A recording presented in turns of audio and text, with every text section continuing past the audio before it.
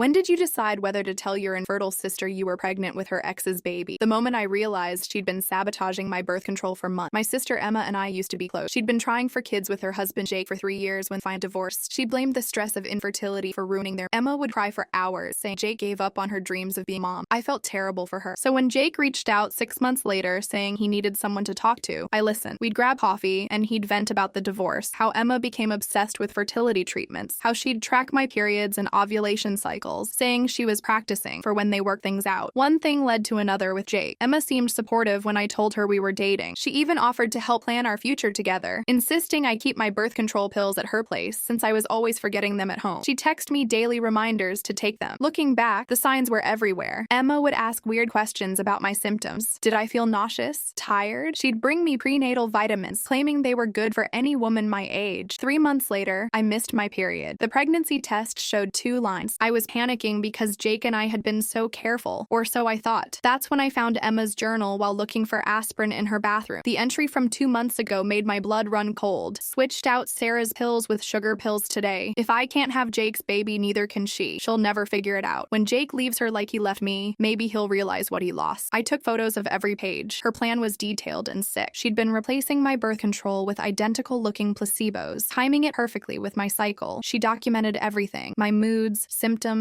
even Jake's reaction when I'd get emotional. She wanted me to get pregnant so Jake would leave me, thinking I trapped him. But the worst part? She wrote about hoping I'd miscarry early so she could comfort Jake through the loss. The next morning, Emma called asking if I had any news to share. Her voice was practically dripping with fake concern. She offered to drive me to the doctor if I needed pregnancy tests. I invited her over for lunch, telling her I had something important to discuss. When she arrived with a gift bag full of baby magazines and pregnancy book, I knew she was expecting her plan to work. Instead, I handed her an envelope containing printouts of her journal entries and a copy of my positive pregnancy test. "Congratulations," I said, watching her face drain of color. "You're going to be an aunt, and Jake's going to be very interested to learn how this happened." She tried to deny everything, calling me paranoid and crazy, but the evidence was right there in her own handwriting, complete with dates and detailed plans. I called Jake while she was still sitting there, put him on speaker, told him everything while reading directly from her journal entries. The silence on his end was deafening. Emma lost it, screaming that I was a liar, that she deserved this baby more than me, that Jake was hers first. She grabbed at the papers, trying to destroy the evidence. Jake hung up and called the police about the tampering. Turns out, deliberately sabotaging someone's birth control is a felony. 3 days later, Emma was served with a restraining order and criminal charges. Jake proposed a week after that, saying he wanted to protect our family from people like her. Emma tried reaching out through our parents, claiming she was just trying to help me start a family, but they saw the journal entries too. Even they couldn't defend what she'd done. Sometimes the people closest to you are the ones you need to watch out for the most.